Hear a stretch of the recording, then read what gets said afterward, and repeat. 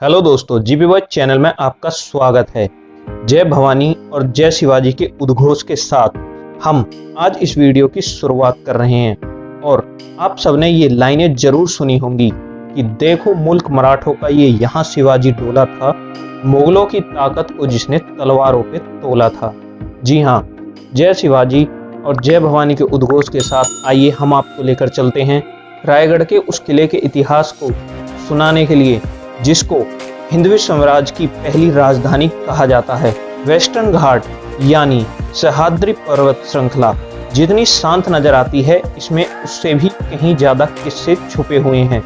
ये जगह कर्म भूमि रही उस सूरवीर विजेता की, छत्रपति शिवाजी महाराज की, जिसने यहाँ के वीर योद्धाओं को एकत्रित करके भारत के इतिहास का महत्वपूर्ण व रोमांचक अध्याय रचा और जिसने स्थापित किया मुल्क मराठाओं का। मुंबई से दक्षिणी दिशा में 210 किलोमीटर दूर सह्याद्री की एक चोटी पर बना है रायगढ़ का किला, जहां शिवाजी महाराज ने मराठा साम्राज्य की स्थापना की। भारत के इतिहास और हमारी याददाश्त में मुगल और अंग्रेज साम्राज्य का इतना भारी प्रभाव रहा है कि इन दोनों के बीच भारत के लगभग पूरे नक्शे पर फैले इस दिलेर मराठा साम्राज्य को अक्सर वो अहमियत नहीं मिलती जो इसका अधिकार है। रायगढ़ मराठा साम्राज्य की पहली राजधानी है और हिंदवी साम्राज्य की भी। इस किले को रायरी किला भी कहा जाता है। इसके प्रमाण 11वीं शताब्दी से मिलते हैं। यह कई साम्राज्यों का हिस्सा रहा। इस पर यादवों, निजामों, बामनी और 1636 में यह मुगलों के जरिए बीजापुर के आदिल शाही में भी शामिल हो गया। तब इसको इस्लामगढ़ बुलाया जाता था और इसकी देखरेख की जिम्मेदारी जंजीरा के सिंधियों को दी गई थी। बताते हैं तब यहाँ मराठाओं की एक पलटन भी तैनात रही और ऐसे ही माहौल में दक्कन के राजनीतिक मैदान पर दाखिला हुआ भोसले परिवार के एक युवक जिसका नाम था छत्रपति शिवाजी महाराज। छत्रपति शिवाजी महाराज का जन्म महाराष्ट्र के बहुत बड़े भोसले घराने में हुआ। उनकी माता जीजाबाई का उनके ऊपर बहुत बड़ा प्रभाव रहा। स्वराज्य के लिए छत्रपति शिवाजी महाराज ने जो किया उसकी प्रेरणा उन्हें अपनी मां से मिली। शुरुआत में महाराज के पास पैसे और सेना की कमी थी, लेकिन राज बनाने और चलाने की खूबियां उनमें थीं। चावरी प्रांत में कब्जा करने में उन्होंने अपनी विश्व प्रसिद्ध नीति गुरिल्ला युद्ध कला का प्रयोग किया। उसी नीति से 1656 में चंद्रराव मौर्य को परास्त किया और इस किले रायरी पर भी अपना कब्जा जमाया। उन्होंने हीरोजी तेंदुलकर को, जो कि एक बहुत बड़े वास्तुकार थे, उनको इसे अभेद बनाने और संवारने की जिम्मेदारी दी, क्योंकि वह इसको अपनी राजधानी बनाना चाहते थे। छत्रपति शिवाजी महाराज का एक मानना था कि किला ऐसा होना चाहिए कि दोस्त आसानी से आ सके और दुश्मन कतई नहीं। और इस मायने से इस किले की भौगोलिक रचना बिल्कुल सही थी, क्योंकि यह एक तरफ ही पहाड़ी से जुड़ा था और बाकी तीनों तरफ से यह गहरी खाइयों से लगता था, जहां से इसके अंदर आना नामुमकिन था। रायगढ़ किले के उत्तरी किनारे का नाम टम्बकतो है। यहाँ उन कैदियों को पहाड़ी से नीचे फेंक दिया जाता था जिनको मौत की सजा मिलती थी। यह चट्टान इस किले का पश्चिमी छोर है। यहाँ भी एक बुर्ज बना है और इसके पीछे की कहानी और भी दिलचस्प है। एक औरत किले में दूध बेचने आया करती थी। एक रोज वह किले में सूर्यास्त होने पर गेट बंद होने की वजह से अटक गई। उसका नन्हा बच्चा घर पर अकेला था। ममता की वजह से उसमें इतनी हिम्मत आ गई कि रात के अंधेरे में भी वह इतनी मुश्किल चढ़ाई भरी चट्टान उतरकर घर चली गई। शिवाजी महाराज को इस बात पर यकीन ही नहीं हुआ कि यहाँ से कोई उतर सकता है। तब उस औरत ने पूरे किले के देखते हुए यहाँ से उतरकर दिखाया। शिवाजी महाराज प्रसन्न तो हुए ही और उसको इनाम भी दिया। साथ ही जब इस तरफ बुर्ज का निर्माण हुआ तो इसका नाम भी उस औरत के नाम पर रखा गया, हिरकनी बुर्ज। ये इस किले का मुख्य बाजार था, क्योंकि ये किला राजधानी था। यहाँ उच्च दर्जे के अधिकारी रहा करते थे और ये वर्ग ज्यादातर घोड़ों पर सवारी किया करते थे। इसलिए ये बाजार इस तरीके से बनाया गया है कि लोग घोड़े पर बैठे बैठे ही खरीदारी कर सकें। उस समय सीढ़ियां भी अंदर इसलिए बनाई जाती थीं कि आते जाते घोड़ों को परेशानी ना हो। इस दरवाजे को नगार खाना दरवाजा बोला जाता है। ये शिवाजी के दरबार का मुख्य प्रवेश द्वार था। ठीक उसी जगह जहां छत्रपति शिवाजी का पुतला रखा हुआ है, वहां छत्रपति शिवाजी का सिंहासन हुआ करता था। इस दरबार को इस तरह बनाया गया था कि वहां से बैठकर छत्रपति शिवाजी धीमे स्वर में कुछ भी कहें, तब भी वह पूरे दरबार में सुनाई देता था। रायगढ़ से पहले भी छत्रपति शिवाजी महाराज ने बीजापुर सल्तनत के कुछ किलों पर कब्जा किया था, लेकिन तब तक बीजापुर के सुल्तान छत्रपति शिवाजी को एक मामूली सरदार ही समझते थे।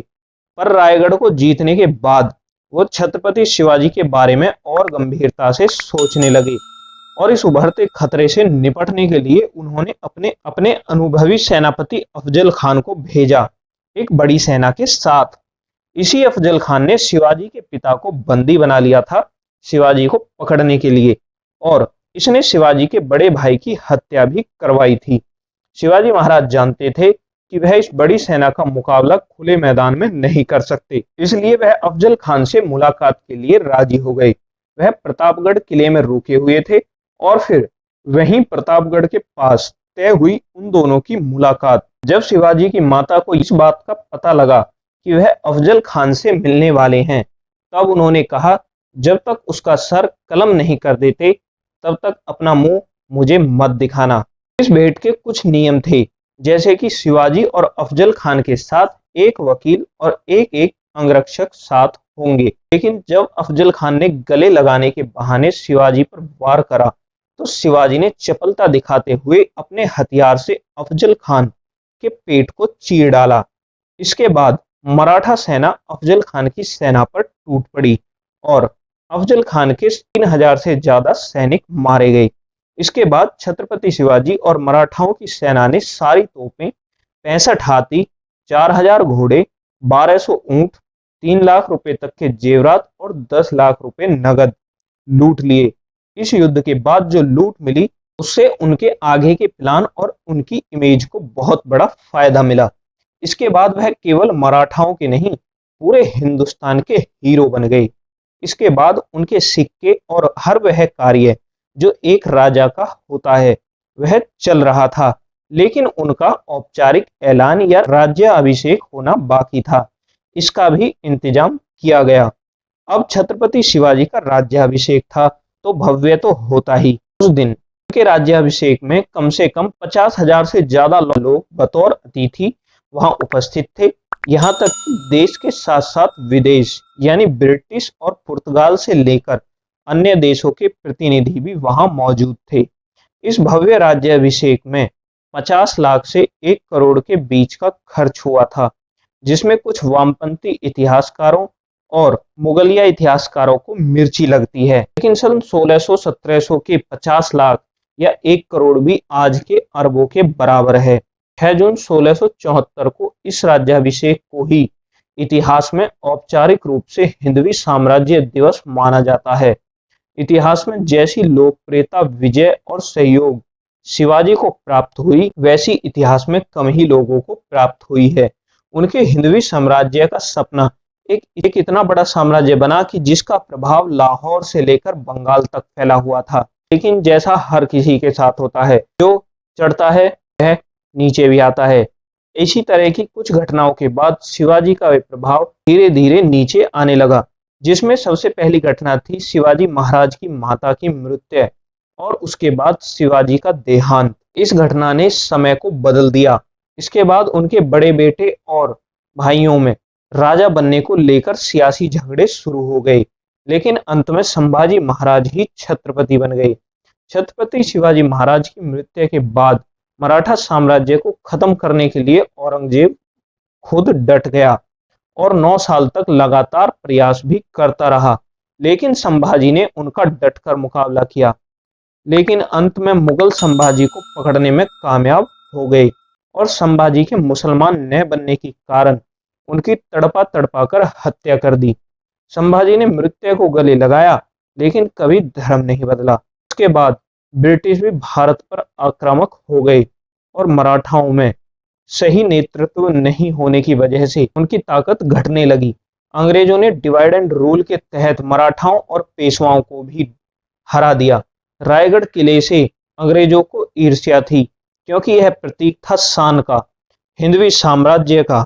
इसलिए उन्होंने लोगों को निराश करने के लिए इसको तोपों से नेस्त नाबूद कर दिया। आने वाले वर्षों में अंग्रेजों ने इस तरह की दहशत फैलाई कि स्वराज्य फिर से एक नामुमकिन सपना लगने लगा, और उस डर के कारण ही रायगढ़ वीरान पड़ गया और इस समाधि की देखरेख भी नहीं हुई।